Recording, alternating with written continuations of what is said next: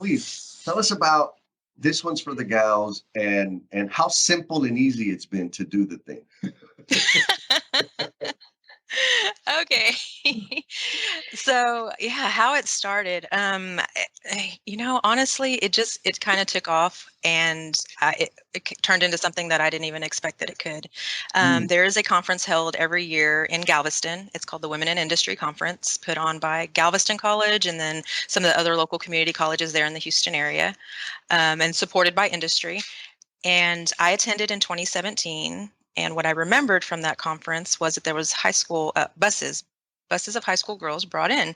And I remember thinking, that's amazing that, they're giving the girls the opportunity to come in and listen to, women that are in these positions and kind of share their story, how they got there, what kind of training did they have to do, what kind of lifestyle has it afforded for them, because these are high paying jobs, right, in the petrochemical industry and construction industry. And so I just remember, that had always been in the back of my head. And so whenever our family moved recently to this area, we've only been here a couple of years.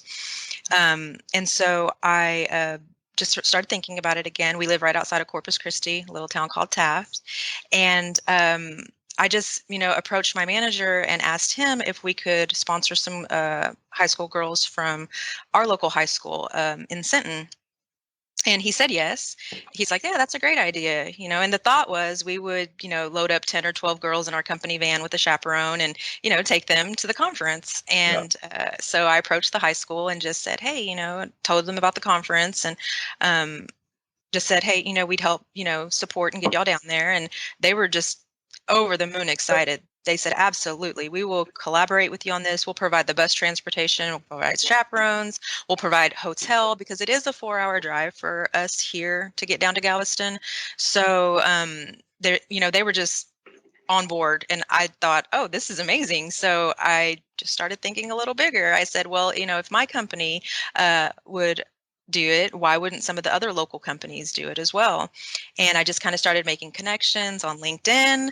That is Miss Stephanie Hajducek, founder of This One's for the Gals. Started with the tiny seed of an idea and then has blossomed into this pretty damn enormous thing in very short time frame.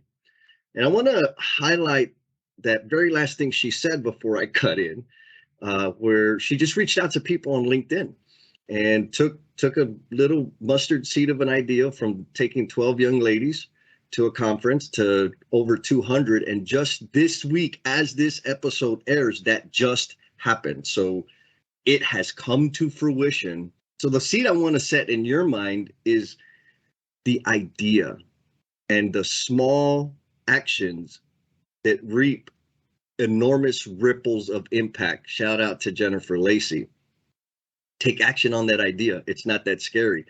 Stephanie's going to tell you how not scary it is and how amazing and fruitful her experience has been in taking these steps and starting a movement. She also talks some TED Talk knowledge on us when she talks about the differences in the way men and women make their decisions around applying for a job.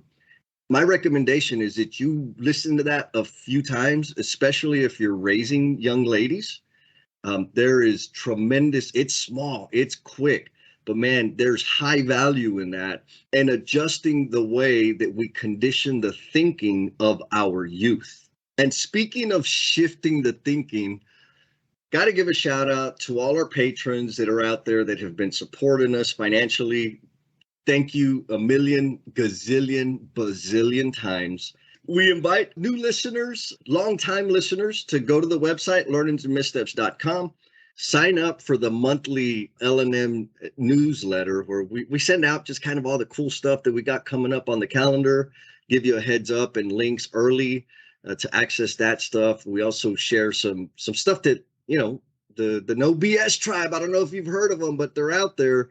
And there's a whole bunch of people out there that are taking action on a shared vision to transforming the workspace and making it a place that better appreciates the men and women that are doing the work. And all right, so I'm going to quit bumping my gums and we're going to go ahead and listen to Miss Stephanie Hajducek. Bam! What's going on, L&M family? Here we are with Miss Stephanie, who loves Texas because Texas is great.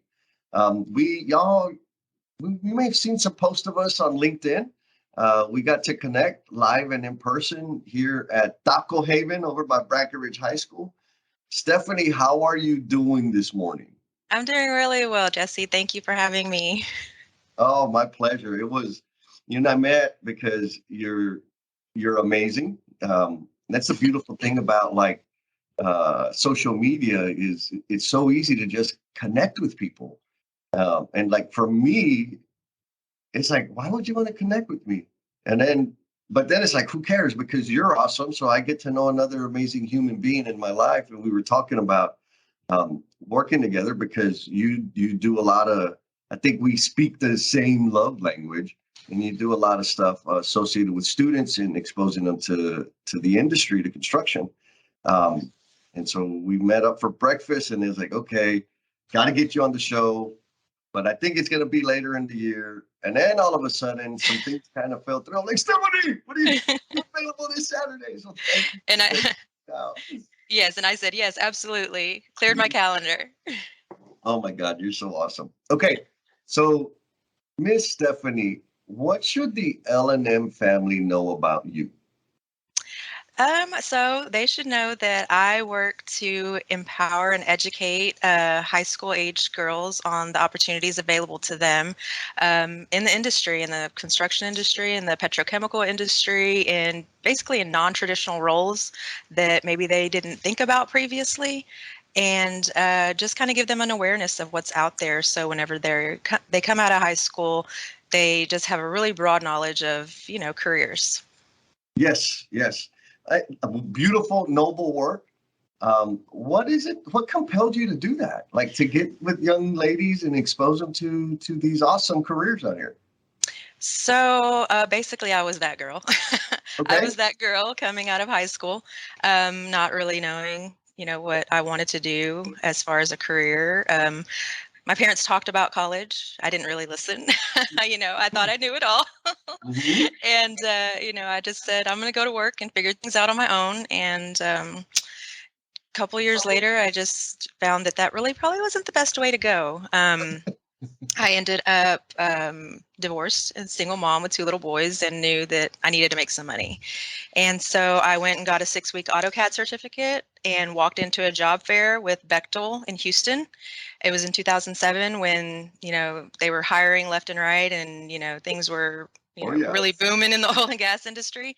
And just basically said, I want to learn. And they gave me an entry level position. And that kind of changed my life. It changed the trajectory of my career. It changed everything for me. And I worked for them for about 12 years, worked my way up through the company. I did go back to college at the age of 38. I got my college degree.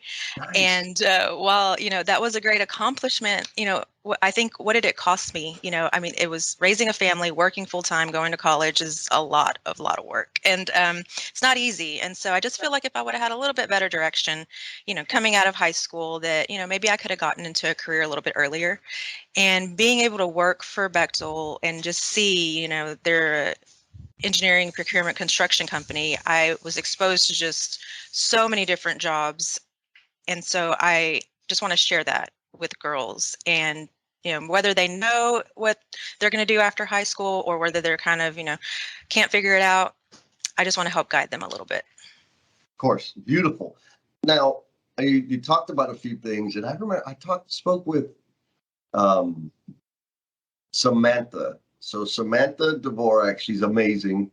Um, she was one of the first high school interns that we had recruited way back in the day when we started the internship program. And she's graduated since, right? She's gone on and started her life. And I remember her talking to me about like the message you get, go to school, right? Which is important for some people, not everybody, not people like me. I want to go out and play. Me either. Right? And beautiful point. Like you can go, there's some messaging out there that, getting a college degree is bad, right? There's debt. And like, yes, there is debt. There are some professions that absolutely require a degree. If that's what you want to do, go do it. I've gone back to, I'm not going to say school because, I'm that guy and I'm one credit away from Yeah. but it's rather not just me. It's important that we commit to like continuous learning. And I'm going to ask you about your learning and what you discovered with starting up This One's for the Gals. Anyhow, Samantha mentioned, she's like, we get a lot of information about how, like, go to college, pick a career, but there's not a lot of conversation about how to do life. And, because we fall in love and we start families and we start acquiring debt and buying things and like that stuff. Where's the book? Where's the manual for that? What do you think about that, Steph? Exactly. And that is, that is true.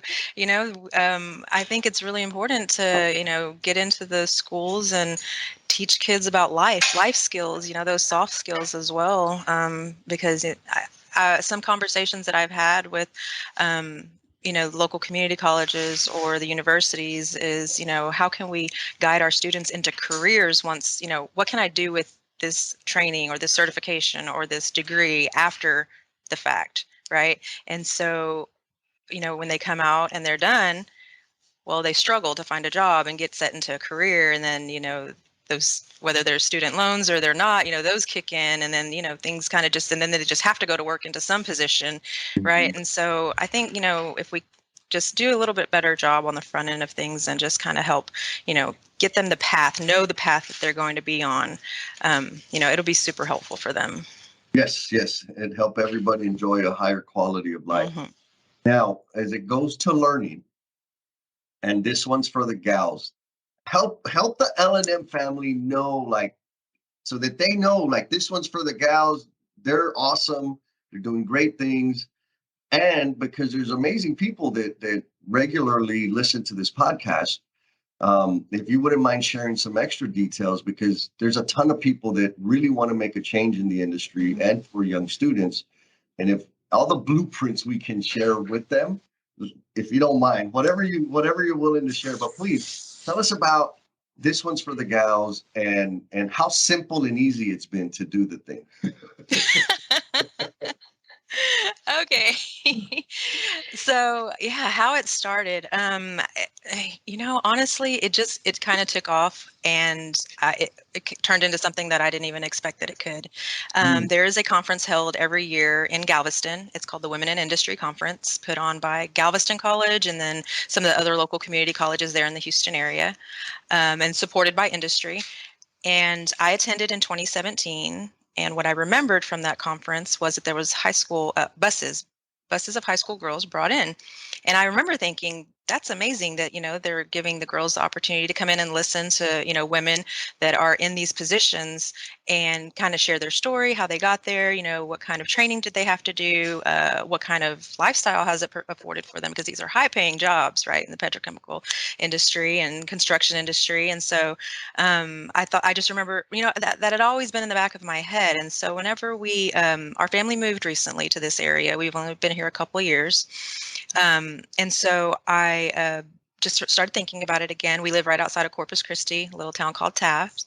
And I just, approached my manager and asked him if we could sponsor some high school girls from our local high school in Sinton. And he said yes.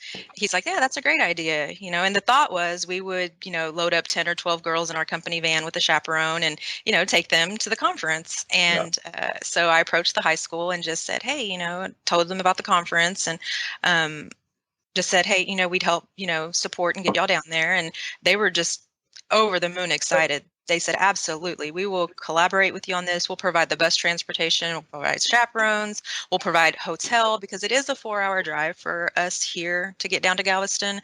So they were just on board, and I thought, oh, this is amazing. So I just started thinking a little bigger. I said, well, if my company would do it, why wouldn't some of the other local companies do it as well? And I just kind of started making connections on LinkedIn. Some companies, I just went to their website and I sent a general inquiry and just said, hey, this is what we're doing. And I actually got responses like it was amazing. Like think and think of like an email inbox you think just goes into a black hole somewhere that nobody's going to read that, but I'm going to try anyway, right? And I got responses, and everybody came back and said, this is a great initiative, we'd love to help, what can we do?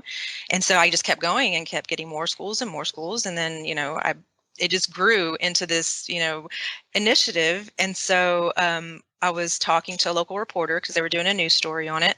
And he said, well, how can they contact you if, they want more information? And I thought, well, that's a great question. I didn't necessarily want to give out my company information, Right. my company email. And so I just created This One's for the Gals and just called it, I came up with that name because, I know guys need it too, right? They need the same motivation, the same push. I have twin boys, they're graduating this year, and I know that they need, the same support. But this one's for the gals. So that's kind of how I came up with that name. That's And awesome. You gave me chills. Like, yes, that's how I came up with the name. And I just created a website. It's basically just a platform. It's I feature women that are out in industry. I created a social media presence. I, publish stories every Wednesday. It's Women in Industry Gal Wednesday. And Okay. I've had some amazing stories to be able to publish. Women are sharing with me how they got to where they're at. Anywhere from, women welders to metallurgists to engineers to, a gal that has her MBA that works for a petrochemical company. I mean, just all different positions, right? Women in industry, women that have found their way, into these companies and have been really, really successful. And so I think girls being able to hear those stories and, it's just give them a little bit of inspiration, a little bit of push. And so, so that's how This One's for the Gals started. We have 9 total schools sponsored. And instead of taking 10 or 12 girls like I had initially planned, we're taking over 200. Okay.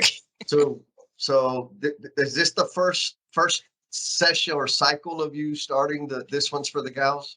Absolutely. We're going to do this every year. Every year. Yes. And this conference with 200.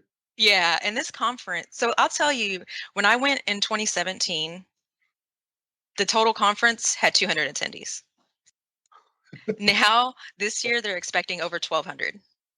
So that's how much it's grown. It's just, I mean, it's amazing. It really is. I mean, you can see the change in the industry, and you can see that, the awareness, right? Because as I approached the schools, they didn't know anything about the conference, and I mean, yeah, we're 4 hours from Houston, but I'm like, we need to tell people, we need to tell people what we're doing. We need to share these opportunities with the schools. Especially, this is one of the only conferences that I'm aware that, is open to high school age girls or encourages high school age girls. I know some of the other conferences, are open, but this one, it's juniors and senior level high school girls. And so I'm like, that's great. I mean, but I'm starting there, but I'm thinking, how can I get into the middle school girls and to the elementary, and to those, I mean, we got to start earlier. We got to start getting them interested. Yes. Oh Yeah. my goodness. I got big dreams, Jesse, big dreams. Girl, you're making me dream big. Like, heck yeah. I think there's a really important point for people out there. I think, and you've probably experienced this, and I know I have. There's a time in my life where I'd have an idea, but it was kind of crazy and kind of big, and I would just kind of let it die, right? Not take any action on it. Or I would spend months, sometimes years, like trying to draft out the perfect plan and to make sure it's going to be, executed without a hitch. And some of those plans have come to life and some of them died, right? But what I heard you say is you had an idea and you took action on it. And then you said, oh, wait a minute, that response was awesome. Let me try a little bit more. Mm-hmm. And you did. And then bam, and you're now coming first shot out of the gate, bringing 200 young ladies and exposing them to new resources, a whole new experience. I mean, I think for me, the message there or the principle there is you got to do it. You just put it out there. And how hard was it for you to send an email or to call some weirdo and say, hey, let's connect. What you're doing seems interesting. Yeah, it wasn't, to be honest. Mm-hmm. I think once I got, the first few, yes, this is amazing. And then I'm like, you know what, this is amazing, and if they don't want to be a part of it, you know what? Fine, right? You're Like, peace fine. out. I'm gonna go get somebody else. Yeah, and that's the thing. I just kept, the momentum that it picked up, and then I think the message that the companies are, supporting this. It's them saying, yes, we want girls to know we have a place for you here. And that, I think, just speaks volumes for, the companies that are here in their area, right outside their back door, saying, hey, we got jobs over here, girls. We want y'all to know. And so, Yeah. Oh man, this is so amazing. So there's a website. mhm. Is it thisonesforthegals.com? It is, yes. Okay, perfect. Got to make sure we put that out there so that people can go and support. You're producing content on the regular. Yesterday, I think yesterday morning? Anyhow, yesterday I posted something on our LinkedIn page because it's Women in Construction Week. Yes. And so I was kind of being selfish and a little lazy. I said, well, I'm just going to make a post about the ladies that I've interviewed on the Learnings and Missteps podcast, and that'll be a post. And because they're all super fabulous women. Well, as I was doing that, I was happy because I had some. It was like 11, I think. 11 out of 49. That's not too great, right?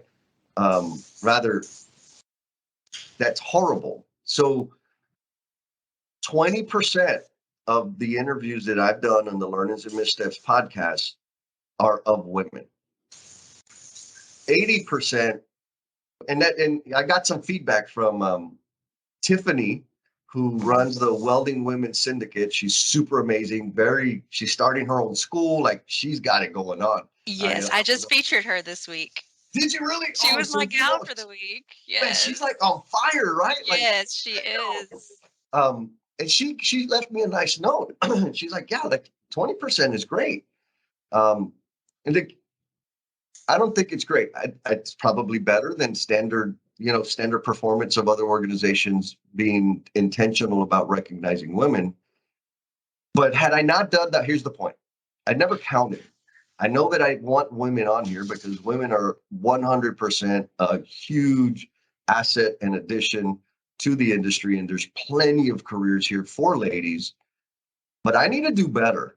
And so I have a benchmark now that 20% of our interviews, you, by the way, I think you're the 50th interview. Oh, yeah? Yes. What's my prize? Yeah. What's my prize? I got to double check. I should know those numbers. And so from now until next March, next spring break, we're going to have to double that. I need to double that minimum. And so I'm going to, if you don't mind, bug you and maybe steal some of the ladies that you've showcased so that we can bring them up on here and have them share their message. Because there's tons of women out there. Yes. And for employers or hiring managers, I should say that we should talk more directly to the hiring managers, because it's always kind of easy to say, well, the company. Yeah, but the company is comprised of people, and it's human beings that are making the hiring decisions. And so call out to the hiring managers out there. How purposeful are you about going out and seeking women or whatever, diversifying the candidates that you're reviewing and considering for the job? And so again, target set. Everybody knows we're gonna take it to 40% by March for the next year. So for data freaks, I cannot completely changing the numbers to 40% is going to be very, very difficult. But getting 40% of the next year worth of interviews is more achievable. So I'm making it easy for me. And thank you, Miss Stephanie, for helping with that. Absolutely. Yeah. So I wanted to share something with you now that you're talking. I listened to a TED Talk the other day, and it said, when you were talking about diversifying their candidates, and, I think part of the problem, and when I listened to this TED Talk, it made so much sense to me. And it said, women, if they look at a job description, and if they don't meet 100% of the qualifications, they will not apply. Uh-huh. If men look at it, as long as they meet about 60% of the qualifications, they'll still apply. Mm-hmm. And And I was like, you know what? That's so I've in my head have done that, right? Because it said that, we're teaching our girls to be perfect and our boys to take risks.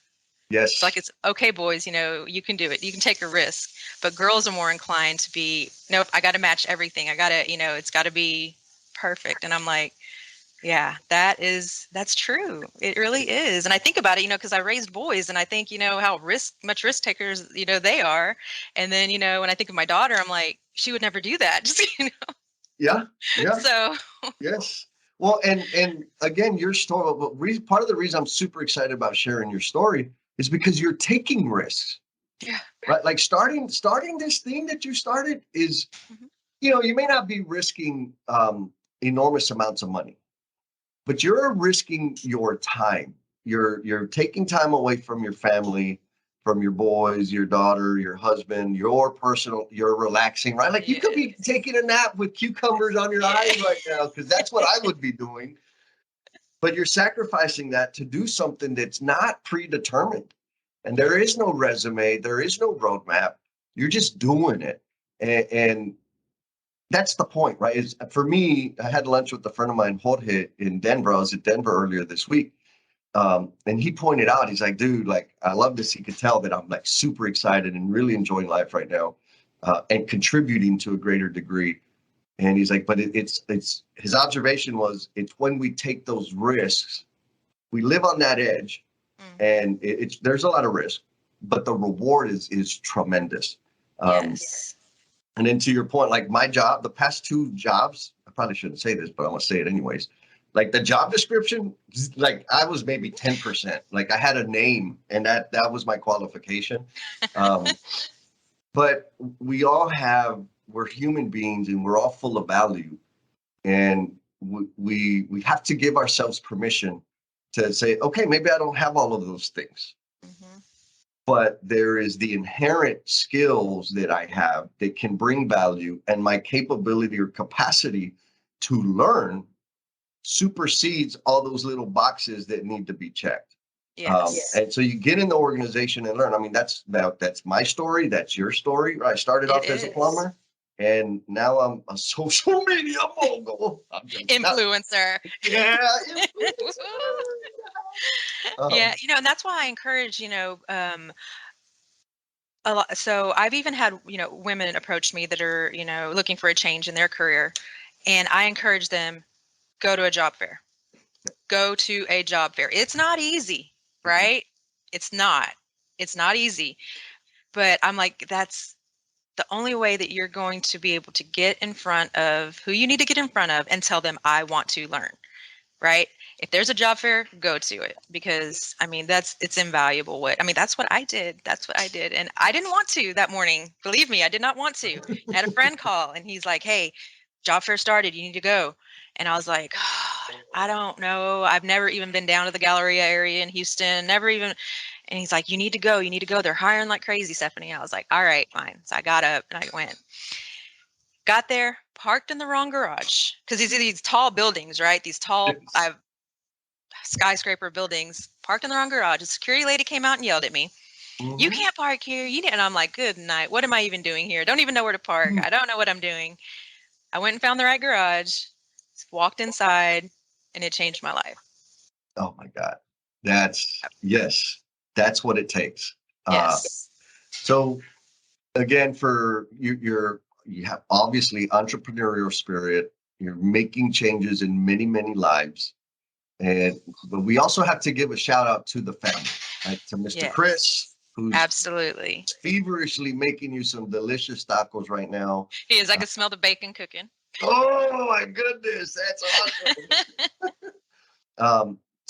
But that's an important thing when along the way, when we're building our careers, when we're putting our ideas out into the world, having a strong support network is foundational. Would you mind bragging on Chris and the kids a little? Absolutely. Like I said, I didn't go back to, college, and it took me, I think it was 5, maybe 6 years. It was a long, long road, right?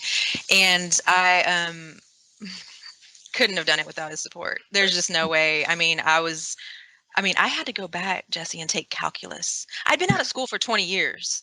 I wasn't even good at math when I was in school.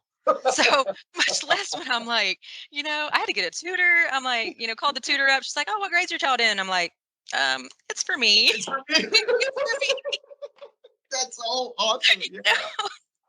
So yeah, I had such late nights and weekends, and he was picking up the slack. And he really did a great job of I didn't even have to ask. I didn't have to feel. We all have moms have guilt. Mom guilt is Mhm. is real, but he did a really great job of just being able to support me, and he supports all my crazy ideas for the most part. That's amazing. But yeah, and our kids, we got 2 boys that are graduating this year, our daughters in junior high, and um they saw, they saw me, and the struggles that I had, and well, I can't go to the baseball game because mommy's got a midterm due, and I had to sacrifice some things, and so along the way I told them, don't be like mom. Don't be like mom. um and we've tried to encourage them, whether it's they want to go straight into work, let's see what we can do, or if you want to go to college, let's see what we can do, and we don't push them either way, but they, them growing up and seeing mom, struggle through college, and I mean, I'm hoping that that was an eye opener for them to be like, okay, not going to be like mom, and not in that way, other ways yes, but not in that way. Yeah, exactly. I was just gonna say that. Be like Other mom. ways yes, In some but ways, absolutely be like yeah. mom. Oh So, my but goodness. I'll tell you what, though, when I did finally, I went and walked across the stage at the University of Southern Mississippi, and my kids and my husband, my mom and dad were in the stands. That was awesome. Oh, I can imagine. That was awesome. Proud moment. Yes. Congratulations. Thank you. So you're a world changer now, influencer.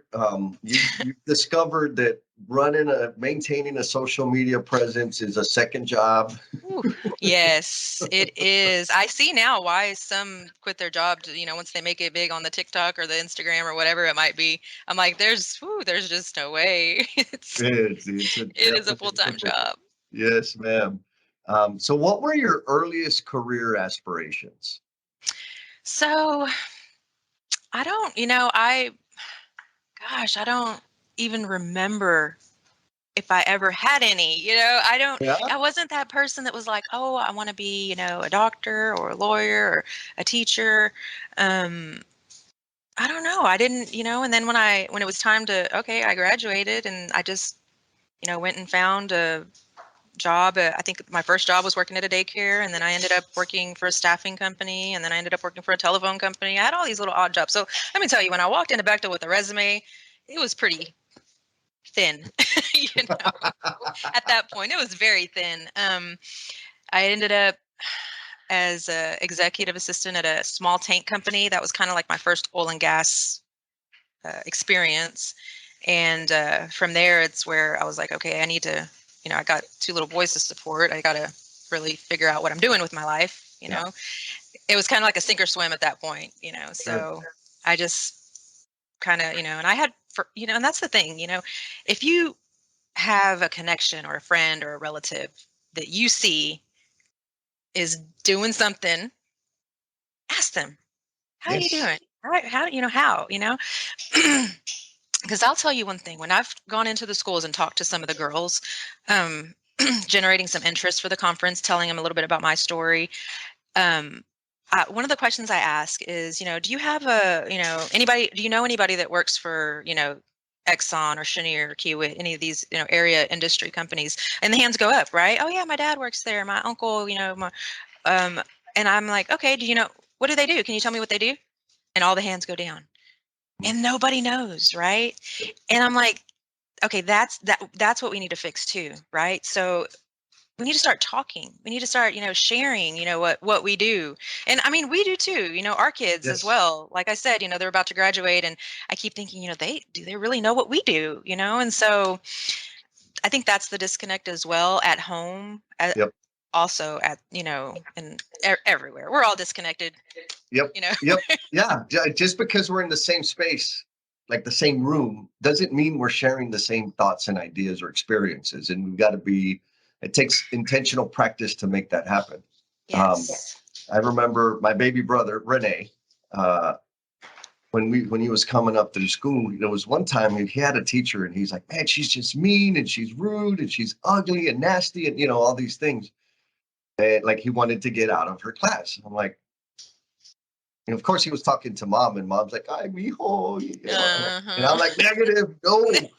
And he's like, why are you doing that? I said, Renee, here's the thing is like, you're going to have crappy bosses and you're going to have crappy coworkers.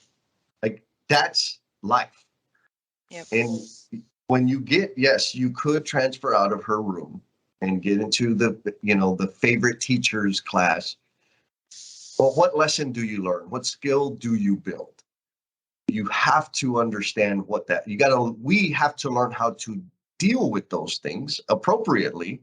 And like running away from it is easy, but that doesn't help you long term, right? We're playing the long game here. And so he stayed in and it worked out, but it's those kinds of lessons. To your point, when I was coming up, everybody, because I was good at math, I'm a nerd. Like I went to summer school. I paid for summer school with my own money so that I could take Algebra 2 and trigonometry to make sure I was going to take calculus my senior year in high school, right? Like talk about a nerd, right? Yeah. Oh, yeah. You could have been my tutor. Yeah, I could have. Well, maybe. Maybe.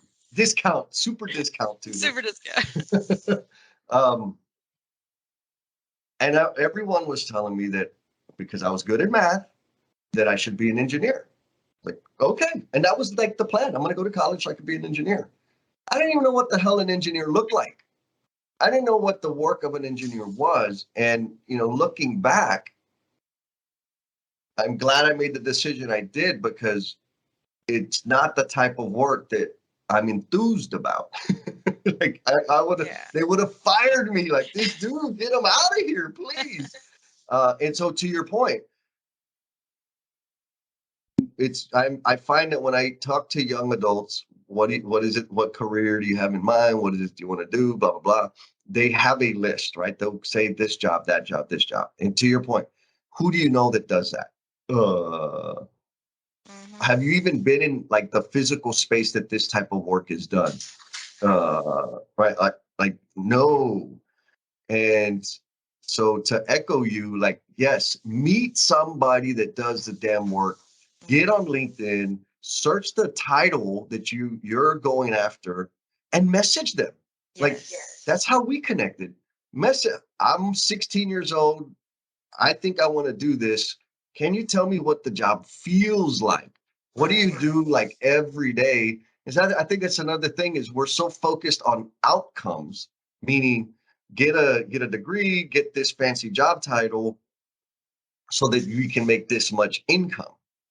But we don't understand, what we forget to account for is the amount of time that we're going to be spending away from the people we love, away from the things that we love to do this job.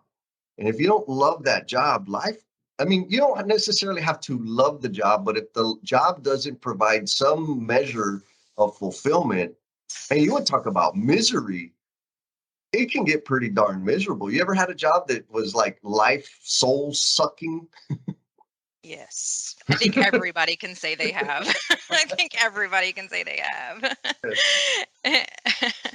And so we got to have, I feel we got to have those types of conversations as well with the students, and we'll get there. I know what you're doing out there is absolutely going to have tremendous impact on many, many lives. So one of the things that I wanted to share was, and as I'm going through this, I'm learning about opportunities that I've never even heard of myself. So the Houston Livestock Show and Rodeo has a portion of their ag mechanics show, junior ag mechanics show, that is called the Industrial Craft Competition. Okay. I've never heard of it. Right. It's only been around for a couple of years. And then, of course, COVID shut it down the last couple of years. So it hasn't been, I guess, broadcast very wide. But it's basically each school, their ag mechanic team, is given a project. They're given all the material. They're given an industry partner and to help guidance on the project. And they build this project. I think this one this year is like a skid, like it's a barbecue pit, but they give them all the specs, all the drawings, all the material lists, everything, and they have to follow it, by the letter. It has to be, so it's basically industry coming to the students. And I thought that is amazing. Yes. So I reached out to the coordinator and I just said, how can we get, and there's a school close by to us that's in the competition. And she's like, we're trying to grow it. We are, it's a big deal. They, she says, we send semis to go down and pick up their projects and bring them, truck them over here. And at the end of it, they're judged. They have to give a presentation about it. And then they give it to the school and then they can auction it off or sell it. And then, use the money for their program. I'm like, nice. Yeah. I'm like, we need to share that too. So there, I think as, we're, going along, there's just going to be more and more opportunities like that come up, and good for whoever, thought of that idea. Cause, I'm like, that's a great idea. That's, being innovative, and that's what we need to do to be able to, because like you said, how can we get a 16-year-old out there, turning wrenches and welding and on pipes and stuff?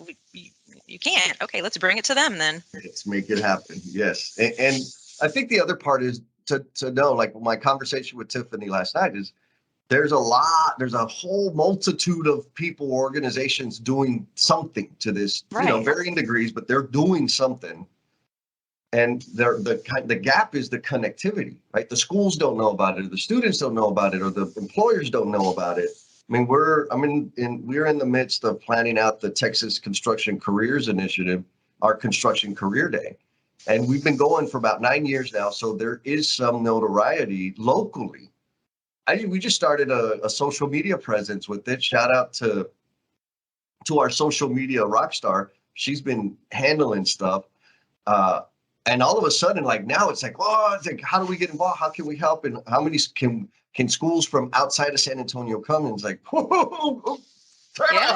right. I'm ready for this, but amazing stuff. That's what it happens though. The same thing that happened to me. It's like, wow, this is really something, Yes. And we just got to spread the message. So here's the big question, Miss Stephanie. You've got tons of experience and you've done many, many things. You've brought 3 lives into this world. What is a significant learning that you've had as a result of a painful misstep?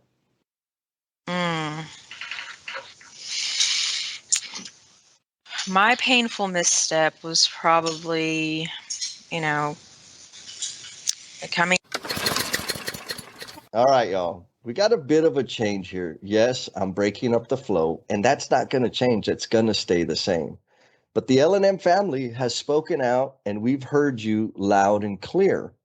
What we are doing is the backstage passes, these clips that you're not going to be able to listen to on this audio version, are now going to be available to everybody on our YouTube channel. So hit up our YouTube channel, subscribe, follow, like, hit all the buttons, and give yourself a little bit of a learnings and missteps marathon and catch up on all the outtakes. We want to hear your comments and we want to know what you're learning from these things, because all of our guests have shared some pretty intimate missteps and have had some pretty profound learnings. And we hope that you can take that and apply that going forward and even teach it to your people, the people you care about.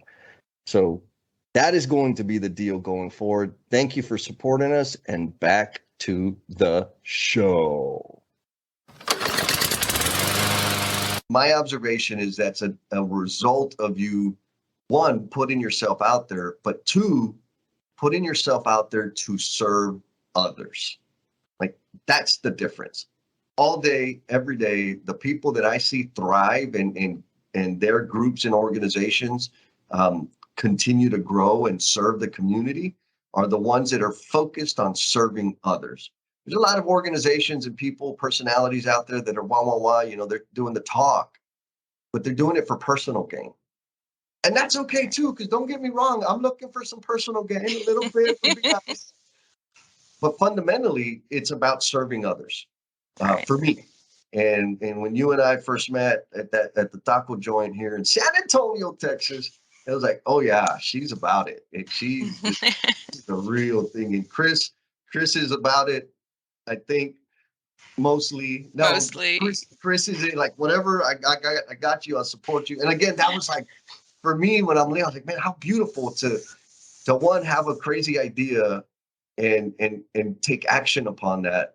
And then also to have a life partner to say, I got you, right? Like that, amazing. So again, shout out to Chris. Absolutely. And I think, I think for him too, is that he came out of the craft, right? He grew up in the craft. He's an electrician. He came up as an electrician and worked his way up. And so he knows the value, right? The value and the importance of this message, not just for girls, but for guys too. That's why I kind of try to encourage him. You need to get out there. You need to talk to some high schoolers, go meet with some boys and, tell them, share your story because, I mean, he's done really, really well. I mean, he started as an electrician and now he's an electrical supervisor on one of ExxonMobil's biggest projects in the world. I mean, he's amazing. And so his story is just as amazing. And so hopefully one day I'll be able to get him out there, but yeah, not, we'll have not to yet. get him on the show then. What do you think? I think we should get him on the show too. Yeah. Yeah, we're gonna put him on the list. Put him on the list. Yes, and he can eat his bacon while we're talking. Okay. So Stephanie, you're already making big waves, and I mean, you're within your first year, is what I understand. Oh yeah, I started thinking about this in November. Oh my goodness! So this just November. rapid. It did, yeah. And based on the experience going from November, the first idea, then we asked my local school to now 200 young ladies. What footprint do you intend to leave on the world? I really just hope that, others will see what we're doing. I'm not going to say because I like to, sometimes I'm like, gosh, I'm doing this, but I'm like, I'm not. It's, I'm leading it, but I've got so much support where, the schools and the companies and the counselors and the CTE directors and the principals and, I mean, there's a lot of support behind this. And I just want other people to see what we're doing. Yes. And say, hey, how can I do that for our community, for our girls? That's the most important thing that I hope comes out of all of this. Oh my God. It sounds so simple, but it's enormously profound. Like, yes, you're laying a path, clearing the path, and you're willing to share it. Like, that's what it's all about. Man, you're amazing. Yes. So any shout outs you want to give to any folks, any of your people out there? Oh man, gosh, the list goes on and on. I feel like, another part of this is I'm part of the Empowering Women in Industry, headed up by Charlie Matthews. I've been part of that for 3-4 years now. I had the opportunity to speak at their first conference. I've been highly involved ever since then. And she's great. And she told me something that has stuck with me. And, in this, because she supported me in this, and she has just been, a valuable mentor for me. And I've seen what she's done, for the empowering women. And I'm like, all right, I'm empowering girls now. And she said, you just need cheerleaders. And I'm like, you know what? Yes. And I'm like, I need cheerleaders. I want to be a cheerleader. So, and she's my biggest cheerleader out there, and she's helping us spread the message as well. And so, I got a lot of great support, besides my family and the industry, and it's great. And this is only going to grow. So It's just the beginning. Yes. Well, I may not meet all the qualifications on that cheerleader job description, but I'm applying anyways. I want to be all right for you and everything that you're doing. It's amazing. It's a privilege for me to be able to spend time with you and kind of have a front row seat at the beginning. Yes. Like this is just the beginning. I can't wait. I can't wait to see what we can do next year. And, it's how many lives we can change. Okay. Did you have fun? I did. I Okay, did. good, Yes, that is good. fun. You are super. This is gonna be a good one. I can't wait. Oh, Boom. I did want to share something with you though. Yes. When we were in San Antonio, and remember I told you about the job career fair, trade fair? Yep. Okay, as I was walking around, I don't know if I mentioned this to you at the Taco Hut, but Texas State University was there, and they had Yep. 2 ladies there, and they've been given a grant by the USDA for the next 2 years to host a Woman of Welding summer camp for high Oh. school girls entering their sophomore, junior, and senior year. So anybody interested, like entry level, it's a camp, all expenses paid. The only thing is they have to their travel there and back is all they're responsible for. And Okay. so that is, I think, a super awesome program to introduce, young girls to welding. And I have the information for that. So if you know of anybody or Yes, if you could, I'll tell you what, if you don't mind sharing the link and all that Yeah. stuff, put it in the show notes. Okay. So that people can look that up, and hell, we'll blast it out on my social media. Yeah, posts. because it's open nationwide to any girl that wants to come and attend that camp. So Yes. can't beat that. It's a whole week, all expenses paid, lodging, meals, everything is paid. So Oh man, really, really cool. I think they even got another grant for like entry level ag mechanic teachers okay. that aren't Okay. familiar with welding. I think Yep. that's another component to the grant as well. I'm telling you, Nice. things are changing, Jesse. Things are changing, and Yes. all for the good, Yeah. Yep. And more amazing human beings are getting engaged and making themselves visible, like Yeah, yourself. And that's what it takes. Just a little bit of courage. Just get out there and that's do it, it. and That just magic happens. It does. You just got to know, or you just got to ask, right? And keep Yep. asking, Yes. not Yes. give up. That's what I've learned. And I think once, people see, that's what I hope, like people see, what other people are doing. And then, okay, how can we do that here? How can we, model that here? Yes. So, Yes. We got to do it. Be the example, do the work, show the work, and be yes. cheerleaders. Be cheerleaders. Yes. And have cheerleaders like And Jesse. have cheerleaders. Yes. Have cheerleaders. Oh. Well, that's what this is, right? You invited me on here, and then you're cheering me on. That's what it is. So That's exactly what it is. How do we support and celebrate each other? Amazing human beings. Let's celebrate them. Yep. If you didn't get at least one nugget out of that, go back and listen again, because I know there's some big, gigantic nuggets in there that are going to help a lot of people. Hit us up on the socials. I am almost out of feedback from the L&M family members to celebrate at the end of the conversation, but I do have this one that was very recent. It was an immediate call to action, and it was an immediate response that was golden. So shout out to Mr. Felipe Engineer Manriquez. Felipe gives us this shout out. He says, these shows are so very valuable to my growth. I highly recommend you join me in supporting this tribe. And he's talking about the No BS tribe. What's the No BS tribe? Well, it's a group of committed change makers out there in the industry, out there in the workspace, out there in the world. And we huddle up every other Saturday. Jennifer Lacey and I are hosting conversations on No BS with Jen and Jess, live streaming. Felipe, thank you, man, for giving us the call out. To the rest of y'all, love you very much. Thank you for sharing your time. Be cool, and we'll talk at you next time. Peace. Man, you are one dedicated listener, sticking with us all the way through to the very, very end. Please know that this podcast dies without you, and we invite you to share how the episode's impacting you, along with your thoughts, questions, and suggestions. You've been gracious with your time, so we added social media links in the show notes to make it super easy for you to connect with us. Be kind to yourself, stay cool, and we'll talk at you next time.